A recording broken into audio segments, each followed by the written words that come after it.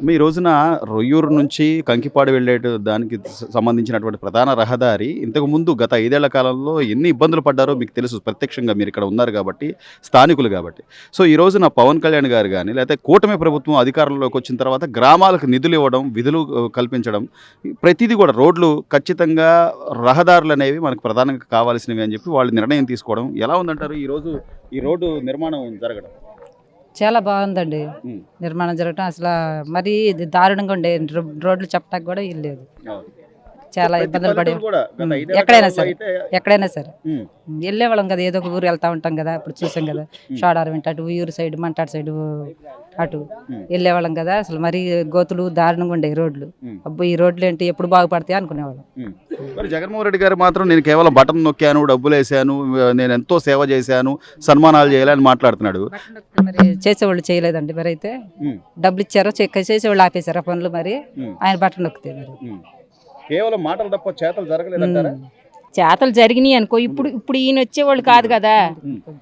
అవును, అది చేతలు జరిగితే ఉమ్. ఇప్పుడు ఈయన దాకా వచ్చేది మరి కాదుగా. నేను ఎంతో చేశానని చెప్తున్నాడు కదా. మరి మరి టీవీల ముందుకు చేసే- వచ్చి, ఇప్పుడు ఇంకా ప్రజలు కష్టాల్లో ఉన్నారు, మళ్ళీ నేను జనాల్లోకి రాబోతున్నాను అని అసలు మాకు జగన్ అనేది మేము ఎరగం. ఉమ్. ఇప్పుడు పవన్ కళ్యాణ్ వస్తున్నాడంటే చూడటానికి వచ్చాం ఆయన్ని. ఉమ్. ఆయన కావాలి చూడాలి అనేసి వచ్చాం మేము. సో కూటమి ప్రభుత్వం అధికారంలోకి వచ్చాక మంత్రిమండలి నిర్ణయాలు తీసుకోవడం కానివ్వండి, ప్రతి గ్రామానికి నిధులు వాళ్ళకి ఇదిగో రోడ్లు ఉండాలి, లేకపోతే సైడ్ కాలువలు ఉండాలి అని చెప్పి ఆయన మంత్రిగా ఉన్న పవన్ కళ్యాణ్ గారు ప్రభుత్వం ముందు చెప్పడం కానీ, లేకపోతే రాష్ట్ర ముఖ్యమంత్రి నిధులు విడుదల చేయడం కానీ, వాళ్ళందరూ సమన్వయంతో పనిచేస్తున్నారంటారా? ఒకళ్ళకొకళ్ళు. చేస్తున్నారని మేము అనుకుంటున్నాం. మరి మాకు తెలిసిన వరకు అది ఉమ్. అంతే. ఇక గ్రామాలు బాగుంటాయి అంటారమ్మా ఇక ముందు బాగోవాలి, బాగా చెయ్యాలని గత కోరుకుంటాం. 5 ఏళ్లలో అయితే ఏం జరగలేదు. లేదు, మాకు ఈ రోడ్లు అసలు చూసాం కదా, ఉమ్.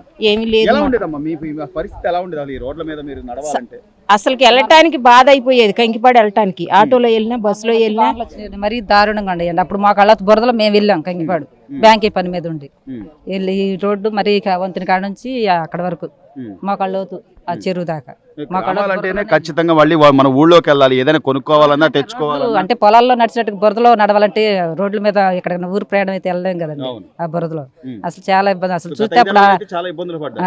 ఉమ్. అవును. అమ్మ మీరేం చెప్తారు? ఈ రోజు మీకు ఇక్కడ గ్రామానికి సంబంధించి ప్రధాన రహదారి ఏర్పాటు అవ్వడం కానివ్వండి, ఇక్కడ చాలా బాగుందండి. ఆయన ప్రభుత్వం బాగుంటదనే కదా మేము కూటమిని ఒప్పుకొని ఇంత మంత్రితో ఏపించుకొని ఓట్లు మేము ఇంత దూరం ఇంత ఆడాలో మేము రావాల్సిన అవసరం లేదుగా. నేను ప్రతి మీటింగ్కి వెళ్ళేదాన్ని పవన్ కళ్యాణ్ గారికి. కానీ అంటే జగన్మోహన్ రెడ్డి గారు చెప్పడం ఏంటంటే, ప్రతిసారి ఎప్పుడు ప్రెస్ మీట్కి వచ్చినా కూడా అసలు ఈ 5 ఏళ్లలో విధ్వంసం జరుగుతుంది, అరాచకం జరుగుతుంది, మళ్ళీ నేను ప్రజల పక్షాన పోరాడాలి, నేను మళ్ళీ ప్రజల్లోకి వెళ్తానని అలా చెప్పుకోకపోతే ఎలా జరిగిద్దండి? ఎవరైనా అలాగే చెప్పుకుంటారు కదా. నా గురించి నేను గొప్పగా చెప్పుకుంటాను, పక్కనోడి గురించి గొప్పగా చెప్పుకోం కదా మనం. అవును. అలాగా మాకు జగన్ గురించి అయితే మేము అసలు ఏమీ లేదు. కానీ కళ్ళ ముందు కనపడాలి కదా. కనపడాలి. 5 ఏళ్లలో జరిగింది ఏమన్నా ఉందంటారా? ఒక ఉందా రోడ్ వేయడం అంటే కానీ, ఒక అభివృద్ధి కానీ? అభివృద్ధి అనేది లేదండి. డబ్బులు వేస్తే వేసాడేమో అంతవరకే కానీ అభివృద్ధి అనేది లేదు. అభివృద్ధి అనేది పవన్ కళ్యాణ్ గారు ఇప్పుడు పంచాయతీ శాఖ తీసుకున్నారు, ఎంత బాగా చేస్తున్నారు. ఇప్పుడు రాత్రి రొయ్యూరు రారు కదండి. ఎవరు వచ్చారు ఇంతవాటికి? రొయ్యూరు అనేది ఒకళ్ళు రాలేదు ఇంతవాటికి. ఇప్పుడు డిప్యూటీ సీఎం అయ్యుండి పవన్ కళ్యాణ్ గారు వచ్చారంటే అసలు మామూలుగా పట్టలేని సంతోషం అనమాట. సో అంటే ప్రతిదీ కూడా ప్రజలకి మనల్ని నమ్ముకుని ఓట్లు వేసినప్పుడు వాళ్ళకి ఖచ్చితంగా మనం సేవ చేయాలి అనేది ఈరోజు కూటమి ప్రభుత్వం తీసుకుంటున్నట్టు ప్రధాన నిర్ణయాలు. వాళ్ళ నుంచి సమస్యలు కానీ, లేకపోతే ఏదైనా అర్జీలు కానీ, ఒక సీఎం దగ్గర నుంచి డిప్యూటీ సీఎం కానీ, లేదా మంత్రులు కానీ అందరూ కూడా ప్రతి ఒక్కదానికి స్పందిస్తున్నారు అనుకోవచ్చా? సంధిస్తారండి. మా ఎమ్మెల్యే గారు మాత్రం సంధిస్తారు. అది మాకు మిగతా ఎమ్మెల్యే గురించి మాకైతే తెలియదు.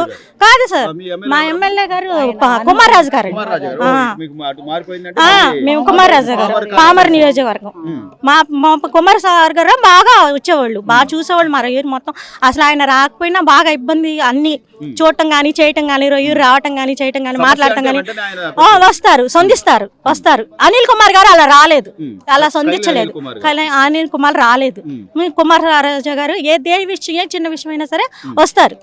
అది అమ్మ మీరేమంటారు? కూటమి ప్రభుత్వం అధికారంలోకి వచ్చాక వాళ్ళిద్దరు సమన్వయంతో ఈ రోజున ప్రజలకి రోడ్లు ప్రధానంగా వాళ్ళకి కావాల్సినటువంటి కనీస సౌకర్యాలు కల్పిస్తుందో అన్ని ఈయన బాగా చేస్తున్నాడని నమ్మి మేము వచ్చామండి.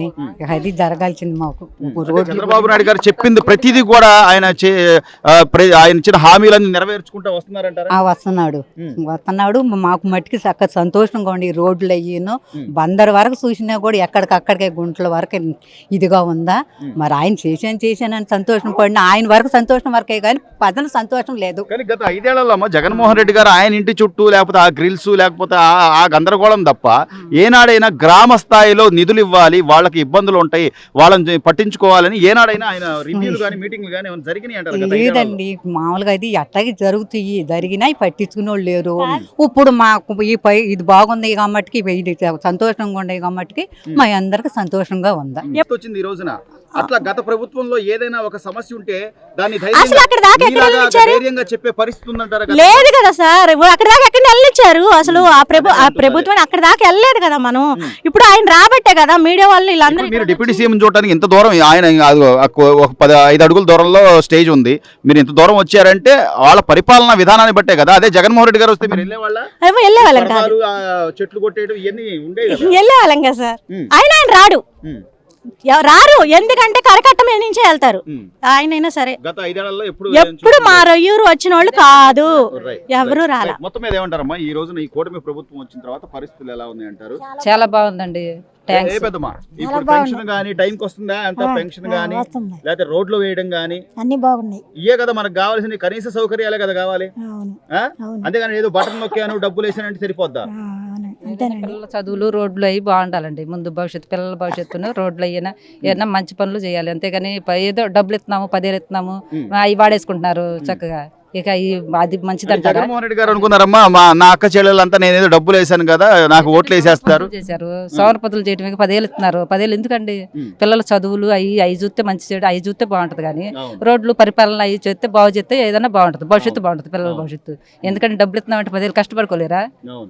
కనీస అవసరాలు ఇప్పుడు మనకి రోడ్లు కానీ లేకపోతే పెరుగుతున్న ధరలు, గతంలో కరెంటు బిల్లులు ఎంత పెంచారు, ఎన్ని జరిగినాయి, చెత్త పన్నుతో సహా వసూలు చేసిన పరిస్థితులు ఉన్నాయి గతంలో. వసూలు చేశారు కదా, అవన్నీ చూసే వద్దనుకున్నారంటారా ప్రభుత్వాన్ని? చూసే మరి మరి అవునండి, అవన్నీ చూసే వద్దనుకున్నాం. పనిచేసే వాళ్ళు కూడా సామర్థ్యంగా ఉండి ఆ డబ్బులు చూసుకుని దీనికి కూడా రాకోకుండా ఉంటున్నారు. మరి అందరు సమర్పణ చేయమట్టుకేగా అట్లా చేశాడు. పనులు అంటే ఈ రోజు ఇసుక ఉచితంగా దొరుకుతుంది, ప్రతి భవన నిర్మాణ కార్మికుడికి పని దొరుకుతుంది అంటున్నారు. అలాగే వ్యవసాయానికి సంబంధించి 24 గంటల్లో ధాన్యం డబ్బులు వస్తున్నాయి అంటున్నారు. ఇప్పుడైతే పనులు అందరికీ దొరుకుతున్నాయి అనుకోవచ్చు. దొరుకుతుంది, అన్ని దొరుకుతున్నాయి. ఏంటంటే ఇసుక ఒకటి ఆగిపోవడం వల్ల ఎంతమంది దాని మీద ఇదైపోయారు. వెల్డింగ్ చేసేవాళ్ళు ఆగిపోయారు, టాపీ పని చేసేవాళ్ళు ఆగిపోయారు, అన్ని రకాలుగా ఆగిపోయారు. అప్పుడు కొనాలన్నా ఇసుక దొరికేది కాదు. అసలు ఎంత రేట్లు ఉండేయండి అంత రేట్లు ఉండే. ఇప్పుడు దొరుకుతున్నాయి, అందరూ కష్టపడుతున్నారు, అందరూ పని చేస్తున్నారు. మా ఆయన చేసేది కూడా వెల్డింగ్ పని. ఇవాళ పని చేసుకోగలుగుతున్నామంటే కేవలం ఈ కూటమి ప్రభుత్వం రాబట్టి. కూటమి ప్రభుత్వం వచ్చిన తర్వాత మార్పు వచ్చింది. మాకు మాత్రం మార్పు వచ్చిందండి. మీరేమంటారమ్మా? మార్పు ఉందా? మాకు వచ్చింది. మార్పు గమనిస్తున్నారా? మీరేం చెప్తారమ్మా? మార్పు వచ్చిందండి.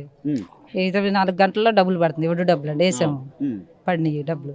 మరి అంతవరకు నెల 20 రోజులు ఖచ్చితంగా జరిగింది. అప్పుడు మరి పెట్టుబడి ఇప్పుడు 24 గంటలు అంటే పెట్టుబడి తెచ్చుకొని పెట్టుకుంటున్నాం, లేకపోతే ఎక్కడ తెచ్చుకుంటారండి? సో ఈ పరిపాలన బాగుందంటారా? చంద్రబాబు గారు అలాగే డిప్యూటీ సీఎం పవన్ కళ్యాణ్ గారు, మరోవైపు భారతీయ జనతా పార్టీ కూటమి ప్రభుత్వం పరిపాలన బాగుందంటారా? బాగుందండి, బాగుంది. కూటమి ప్రభుత్వానికి ధన్యవాదాలండి. కూటమి ప్రభుత్వం 4 రోజులు 25 రోజులు ఉండా కూడా పొడిగాపులు పడినా కూడా వేసుకునేవాళ్ళు కాదు. 24 గంటల కల్లా ఒడ్డు కాటా పడిపోతున్నాయి, డబ్బులు వస్తున్నాయి. బాగుందనే మేము అందరం కళ్ళ ముందు ఇంత కనపడుతున్నా కూడా ఇంకా జగన్మోహన్ రెడ్డి గారో లేదా రోజా గారో లేదా పేరు నాని వీళ్ళు ఇంకా అంబటి రాంబాబు లాంటి ఇవన్నీ జరగని మాటలు అన్నాంగా, జరగవు ఇవన్నీ. ఏదో ఇక